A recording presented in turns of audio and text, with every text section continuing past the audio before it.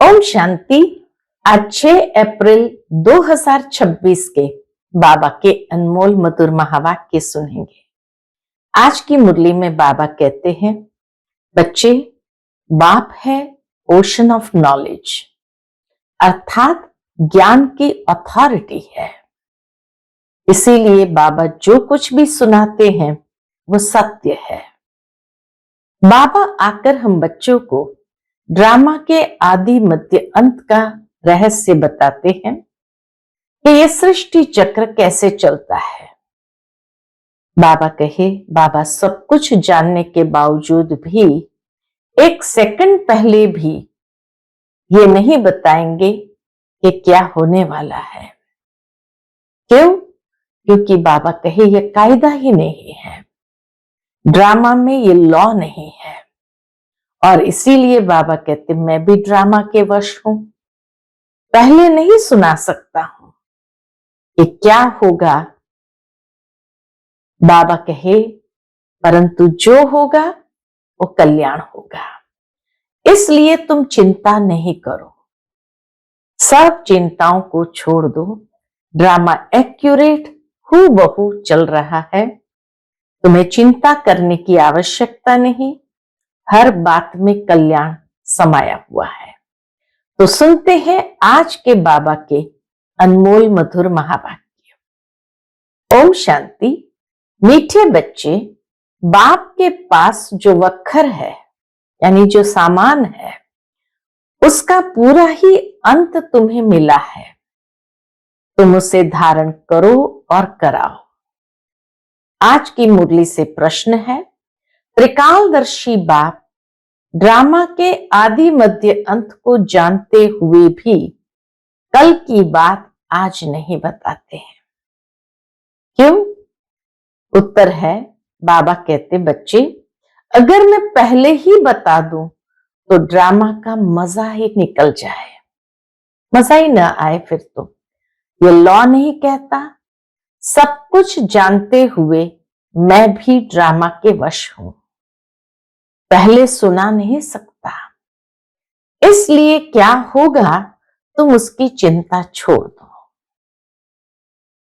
आज की मुरली से पहले गीत बजा है, मरना तेरी गली में, जीना तेरी गली में। ओम शांति। यह है पारलौकिक आत्माओं का बाप, आत्माओं से ही बात करते हैं। उनको बच्चे बच्चे कहने की प्रैक्टिस हो जाती है। बाबा को ये प्रैक्टिस है सभी को बच्चे बच्चे कहने की। बल शरीर बच्ची का है, बाबा के सामने बच्चा हो या बच्ची हो, बल शरीर बच्ची का है, परंतु आत्माएं तो सब बच्चे ही है। हर आत्मा वारिस है और इसीलिए बाबा का हर बच्चा, हर आत्मा वारिस है, अर्थात वर्षा लेने के हकदार है। बाप आकर कहते हैं, बच्चों तुम हर एक को वर्षा लेने का हक है। बेहद के बाप को बहुत याद करना है। बाबा के सामने सब बच्चे हैं, कोई बच्ची नहीं है, क्योंकि बाबा शरीर को नहीं देखते हैं, बाबा आत्माओं को देखते हैं और इसीलिए हर एक बाबा का बच्चा है, हर एक को वर्षा लेने का हक है। और वर्षा लेने के लिए बाप को बहुत याद करना है, इसमें ही मेहनत है। बाबा परमधाम से आए हैं हमको पढ़ाने। साधु संत तो अपने घर से आते हैं व कोई गांवड़े से आते हैं, बाबा तो परमधाम से आए हैं हमको पढ़ाने। इतना दूर से बाबा आते हैं हम बच्चों को पढ़ाने, ये किसको भी मालूम नहीं है। बेहद का बाप वही पतित पावन गॉड फादर है, उनको ओशन ऑफ नॉलेज भी कहते हैं। अथॉरिटी है ना, ज्ञान की अथॉरिटी है ना। कौन सी नॉलेज है? ईश्वरीय नॉलेज है। बाप है मनुष्य सृष्टि का बीज रूप, सत चित आनंद स्वरूप है। उनकी बड़ी भारी महिमा है, शिव बाबा की ही बड़ी भारी महिमा है। उनके पास ये वक्र है, यानी ये सारी सामग्री है। कोई के पास दुकान होता है, कहेंगे हमारी दुकान में यह वैरायटी है। बाप भी कहते हैं मैं ज्ञान का सागर, आनंद का सागर, शांति का सागर हूं। मेरे पास ये सब वक्र मौजूद है। मैं संगम पर आता हूं डिलीवरी करने। सारा सामान बाबा डिलीवरी करने संगम पर आते हैं। दुनिया में भी आजकल घर बैठे डिलीवरी करने की सिस्टम है। बाबा कहे ये भी जैसे संगम की ही याद है। यहाँ का हर कर्म, हर एक यादगार बाबा का भक्ति मार्ग में भी चला आता है। तो बाबा कहते मैं संगम पर आता हूं डिलीवरी करने। जो कुछ मेरे पास है सब डिलीवरी करता हूं। तो जितना जो धारण करे अथवा जितना पुरुषार्थ करे, बच्चे जानते हैं बाप के पास क्या क्या है और एक्यूरेट जानते हैं। आजकल किसको अपना अंत कोई बताते नहीं है। दुनिया में मनुष्य आत्माएं खुद के अंदर का भेद किसी को बताते नहीं है। इसलिए बाबा कहे कोई अपना अंत किसी को बताते नहीं है। गाया हुआ है किनकी दबी रही धूल में, किनकी राजा खाए, किनकी आग जलाए। ये सब अभी की बात है। आग लगेगी, सब खत्म हो जाएगा। राजाओं के पास अंदर बहुत बड़ी मजबूत गुफाएं रहती है। बल अर्थक्वेक हो, जोर से आग लगे तो भी अंदर से निकल आते हैं। तुम बच्चे जानते हो यहाँ की कोई भी चीज वहां काम नहीं आनी है। इस दुनिया की कोई भी चीज सतयुग में काम नहीं आनी है। खानियां भी सब नए सिर भरपूर हो जाती है। साइंस भी रिफाइन हो तुम्हारे काम आती है। तुम बच्चों की बुद्धि में अब सारा ज्ञान है। बच्चे जानते हैं हम सृष्टि के आदि मध्य अंत को जानते हैं। बाकी अंत का थोड़ा टुकड़ा है। अभी सृष्टि चक्र के अंत का थोड़ा टुकड़ा है, जिसको भी जान जाएंगे। बाबा पहले से ही सब कैसे बता दे। बाप कहते हैं मैं भी ड्रामा के वश हूं। ये नहीं कि बाबा सब कुछ जानते हैं तो पहले से ही बता देंगे। जो ज्ञान अब तक मिला है वही ड्रामा में नोंद है। जो सेकंड पास हुआ उनको ड्रामा समझना है। बाकी जो कल होगा वो देखा जाएगा। कल की बात आज नहीं सुनाएंगे। इस ड्रामा के राज को मनुष्य समझते नहीं है। कल्प की आयु ही कितनी लंबी चौड़ी लगा दी है। इस ड्रामा को समझने की भी हिम्मत चाहिए। अम्मा मरे तो भी हलवा खाना, बीवी मरे तो भी हलवा खाना। समझते मर गए जाकर दूसरा जन्म लिया। हम रोए क्यों? नया जन्म मिला उनको तो हम रोए क्यों? बाबा ने समझाया है। अखबार में तुम लिख सकते हो ये प्रदर्शनी आज से 5000 वर्ष पहले इसी तारीख, इसी स्थान पर, इसी रीति हुई थी। ये वर्ल्ड की हिस्ट्री, ज्योग्राफी रिपीट हो रही है। लिख देना चाहिए। यह तो जानते हैं ये दुनिया बाकी थोड़े दिन है, ये सब खत्म हो जाएंगे। हम तो पुरुषार्थ कर विक्रमाजीत बन जाएंगे। फिर द्वापर से विक्रम संवत शुरू होता है, अर्थात विकर्म होने का संवत। विकर्म शुरू होने का संवत। इस समय तुम विकर्मों पर जीत पाते हो तो विकर्माजीत बन जाते हो। पाप कर्मों को श्रीमत से जीत कर विकर्माजीत बन जाते हो। वहां तुम आत्माभिमानी होते हो, वहां देह अभिमान नहीं होता। कलयुग में देह अभिमान है। संगम पर तुम देही अभिमानी बनते हो। संगम युग पर बाबा ने आकर हम बच्चों को आत्मज्ञान देकर देही अभिमानी बनाया। परमपिता परमात्मा को भी जानते हो, यह है शुद्ध अभिमान। आत्मा को, परमात्मा को जानना और उस नशे में रहना, यह है शुद्ध अभिमान।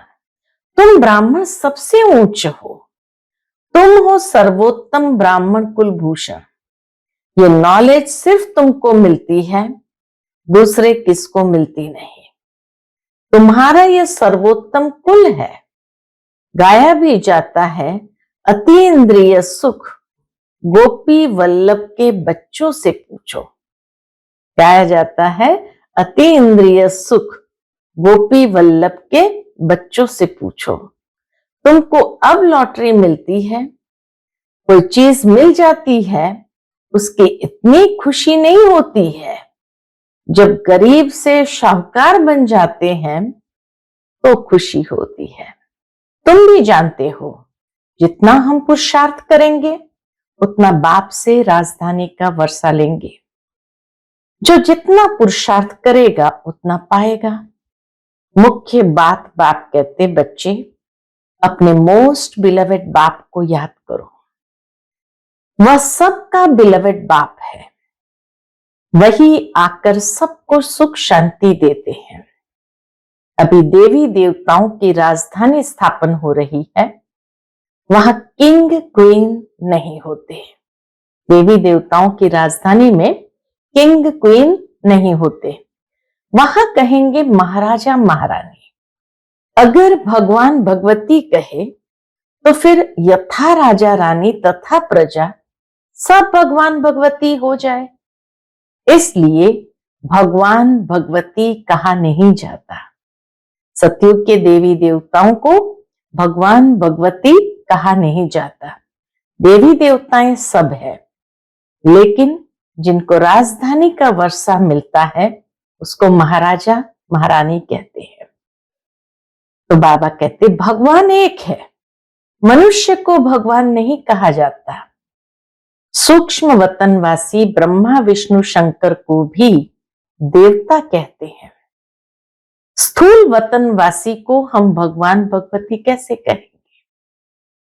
जब सूक्ष्म वतनवासी ब्रह्मा विष्णु शंकर को भी देवता कहा जाता है, तो स्थूल वतनवासी को हम भगवान भगवती कैसे कहेंगे? ऊंचते ऊंच है मूल वतन, फिर सूक्ष्म वतन, यह है थर्ड नंबर स्थूल वतन। यह तुम्हारी बुद्धि में रहना चाहिए। हम आत्माओं का बाप शिव बाबा ही है, फिर शिक्षक भी है, गुरु भी है, सुनार बैरिस्टर आदि सब है।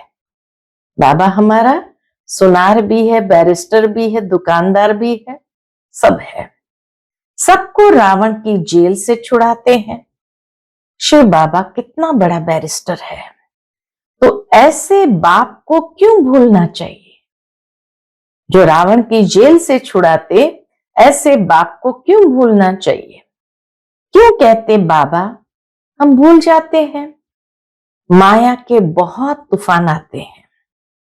बाबा कहते हैं यह तो होगा, माया के तूफान तो अंत तक आना है, कुछ तो मेहनत करनी पड़े। यह है माया से लड़ाई। तुम पांडवों की कोई कौरवों से लड़ाई नहीं है। पांडव कैसे लड़ाई करेंगे? वो तो अहिंसक है, फिर तो हिंसक हो जाएंगे। बाप कभी हिंसा नहीं सिखाते, कुछ भी समझ नहीं सकते हैं। वास्तव में हमारी कोई लड़ाई है नहीं। बाबा सिर्फ युक्ति बताते हैं कि मुझे याद करो, माया का वार नहीं होगा। बाबा को याद करेंगे तो माया का वार नहीं होगा। इस पर भी एक कहानी है। पूछा पहले सुख चाहिए या दुख? तो बोला सुख। दुख हो न सके सतयुग में। सतयुग में कभी दुख हो नहीं सकता। तुम जानते हो इस समय सभी सीताएं रावण की शोक वाटिका में है। यह सारी दुनिया सागर के बीच में लंका है। अभी सब रावण की जेल में पड़े हैं। सर्व की सद्गति करने के लिए बाप आए हैं। सब शोक वाटिका में है। स्वर्ग में है सुख, नरक में है दुख, इसको शोक वाटिका कहेंगे। वह है अशोक वाटिका स्वर्ग। सतयुग को कहेंगे अशोक वाटिका स्वर्ग, और यह है शोक वाटिका। बहुत बड़ा अंतर है, शोक अशोक में बहुत बड़ा अंतर है। तुम बच्चों को कोशिश कर बाप को याद करना चाहिए, तो खुशी का पारा चढ़ेगा। बाप की राय पर नहीं चलेंगे तो सौतेले ठहरे, फिर प्रजा में चले जाएंगे। बाबा कहे फिर प्रजा में चले जाएंगे, मातेले होंगे तो राजधानी में आ जाएंगे। राजधानी में आना चाहते हो तो श्रीमत पर चलना पड़े। श्री कृष्ण की मत नहीं मिलती है, मत है ही दो, मत है ही दो। अभी तुम श्रीमत लेते हो, फिर सतयुग में उसका फल भोगते हो, फिर द्वापर में रावण की मत मिलती है। यही दो मत है, एक श्रीमत, दूसरी रावण की मत। सब रावण की मत पर असुर बन जाते हैं। तुमको मिलती है ईश्वरीय मत। श्रीमत है ईश्वरीय मत। मत देने वाला एक ही बाप है, वह है ईश्वर। तुम ईश्वरीय मत से कितना पवित्र बनते हो। पहला पाप है विषय सागर में गोता खाना। देवताएं विषय सागर में गोता नहीं खाएंगे। कहेंगे क्या वहां बच्चे नहीं होते हैं? मनुष्य पूछते हैं क्या स्वर्ग में बच्चे नहीं होते हैं? बच्चे क्यों नहीं होते? परंतु वह है ही वाइसलेस दुनिया, संपूर्ण निर्विकारी। वहां ये कोई विकार होता नहीं। बाप ने समझाया है, देवता सिर्फ आत्म अभिमानी है, परमात्मा अभिमानी नहीं है।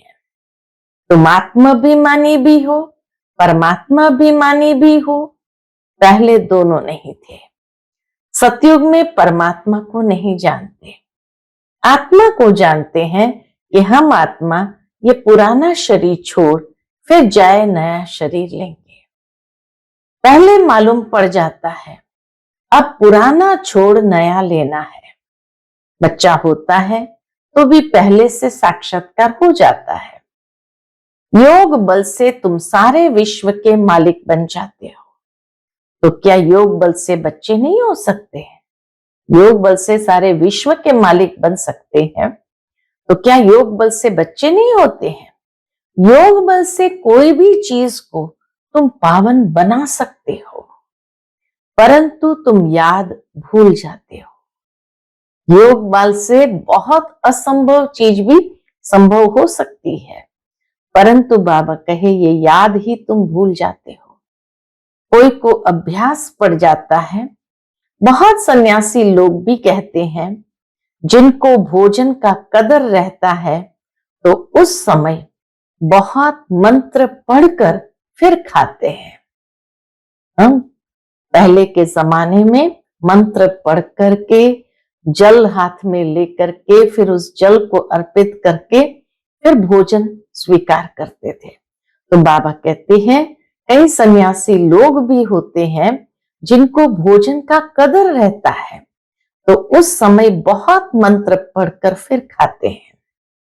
तुमको भी परहेज तो बताई है, कुछ भी मांस मदिरा नहीं खाना है।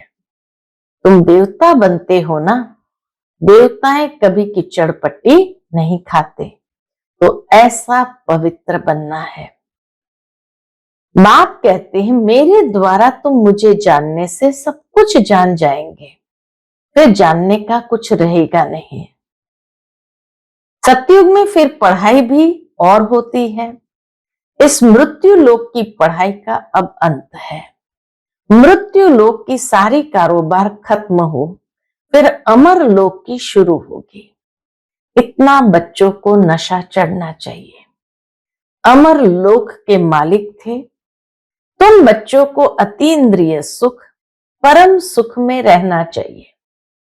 परम पिता परमात्मा के हम बच्चे हैं अथवा स्टूडेंट है। परम पिता परमात्मा हमको अब घर ले जाएंगे। इनको ही परमानंद कहा जाता है। सतयुग में ये बातें होती नहीं है। यह तुम अभी सुनते हो, इस समय ईश्वरीय फैमिली के हो, अभी का ही गायन है। अति इंद्रिय सुख गोप गोपियों से पूछो। बाबा कहे ये अभी का गायन है। परमधाम का रहने वाला बाबा आकर हमारा बाप टीचर गुरु बनते हैं।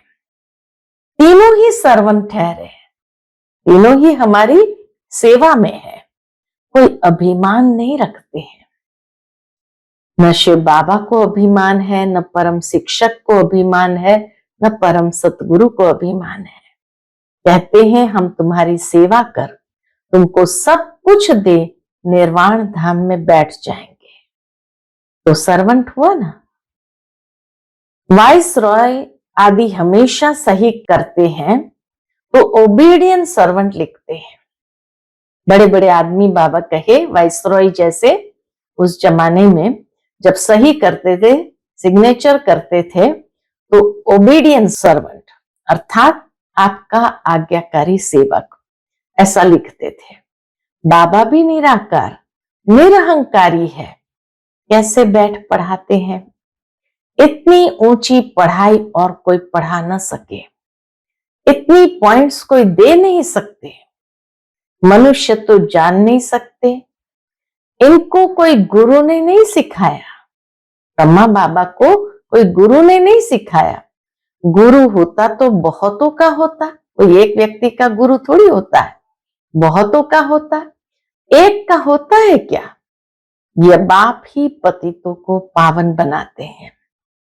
आदि सनातन देवी देवता धर्म की स्थापना कर रहे हैं।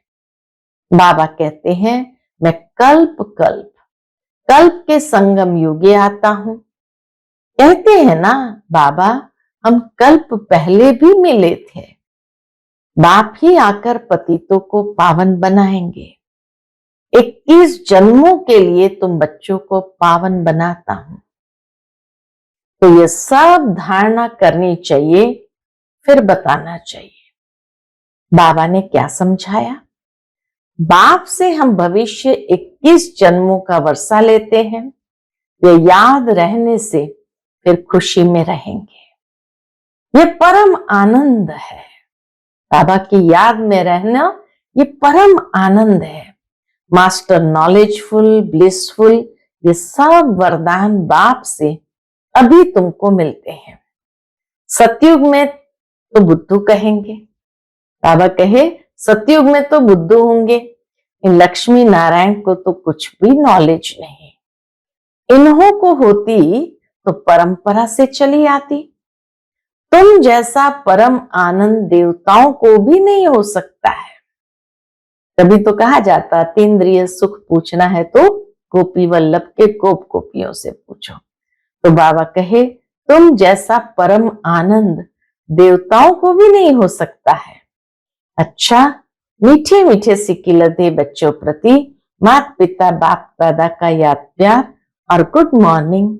रूहानी बाप की रूहानी बच्चों को नमस्ते। हम सब रूहानी बच्चों की रूहानी माता पिता बाप दादा को याद प्यार, गुड मॉर्निंग और नमस्ते नमस्ते। शुक्रिया बाबा, शुक्रिया। आज की मुरली से धारणा के लिए मुख्य सार है। पहली पॉइंट, देवता बनने के लिए खान पान की बहुत शुद्धि रखनी है, बहुत ही परहेज से चलना है। योग बल से भोजन को दृष्टि दे शुद्ध बनाकर स्वीकार करना है। दूसरी पॉइंट, परम पिता परमात्मा के हम बच्चे अथवा स्टूडेंट है। वह हमें अब अपने घर ले जाएंगे। इसी नशे में रह परम सुख परम आनंद का अनुभव करना है। आज का बाप दादा का मधुर वरदान हम बच्चों के प्रति है। सेवा की लगन द्वारा लौकिक को अलौकिक प्रवृत्ति में परिवर्तन करने वाले निरंतर सेवाधारी भव। सेवा की लगन द्वारा लौकिक को अलौकिक प्रवृत्ति में परिवर्तन करने वाले निरंतर सेवाधारी भव। सेवाधारी का कर्तव्य है निरंतर सेवा में रहना, चाहे मनसा सेवा हो, चाहे वाचा व कर्मणा सेवा हो। सेवाधारी कभी भी सेवा को अपने से अलग नहीं समझते। जिनकी बुद्धि में सदा सेवा की लगन रहती है, उनकी लौकिक प्रवृत्ति बदलकर ईश्वरीय प्रवृत्ति हो जाती है। सेवाधारी घर को घर नहीं समझते, लेकिन सेवा स्थान समझकर चलते हैं। सेवाधारी का मुख्य गुण है त्याग। सेवाधारी का मुख्य गुण है त्याग। त्याग वृत्ति वाले प्रवृत्ति में तपस्वी मूर्त होकर रहते हैं, जिससे सेवा स्वतः होती है, जिससे सेवा स्वतः होती है। आज का स्लोगन है, अपने संस्कारों को दिव्य बनाना है तो मन बुद्धि को बाप के आगे समर्पित कर दो। अपने संस्कारों को दिव्य बनाना है तो मन बुद्धि को बाप के आगे समर्पित कर दो। आज का अव्यक्त इशारा है, महान बनने के लिए मधुरता और नम्रता का गुण धारण करो। उसके अंतर्गत बाबा कहते, किसी भी आत्मा को 2 घड़ी मीठी दृष्टि दे दो, मीठे बोल बोल दो, तो उस आत्मा को सदा के लिए भरपूर कर देंगे। ये 2 घड़ी की मधुर दृष्टि बोल उस आत्मा की सृष्टि बदल देंगे। 2 मधुर बोल सदा के लिए बदलने के निमित्त बन जाएंगे। 2 मधुर बोल सदा के लिए बदलने के निमित्त बन जाएंगे। अच्छा, ओम शांति।